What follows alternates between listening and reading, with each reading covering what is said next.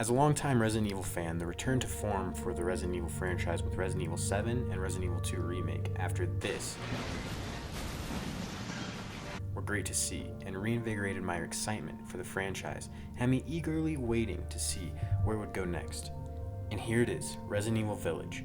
Classic Resident Evil is at its best when you have taken the time and effort to organize your storage, memorize the route you have to take through the map, have found an important item, and now need to make it to a save point. The tension rises as you gamble on being able to get past enemies with the clunky controls and limited items, and you feel the horror when you realize you're probably going to die and have to redo your progress. Resident Evil 7 still had this aspect by making Ethan feel like an inexperienced fighter just trying to survive. But not anymore. In this installment in the franchise, the smoother and tighter shooting mechanics lose some of that classic Resident Evil feel, and make Ethan seem more like an unstoppable hero who can punch boulders with his fists. Speaking of punching boulders, the characters in this game are off. They completely ruined Chris in this game. I didn't see him punch a single boulder.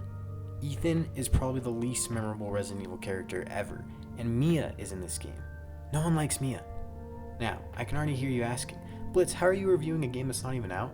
Well, I watched some videos on the demos, and that's more than most gaming critics do. Anyways, back to the review. Almost nothing about this game works. I can see where they were trying to go back to Resident Evil 4 with the atmosphere, but it ends up just feeling like a cheap copy of Outlast 2. Sadly, this is not the new Resident Evil game I was hoping for. And I hate to say it, but my final score for this game is... What? So we Whoa. finally... Oh my god! 10 out of 10. I like the big lady.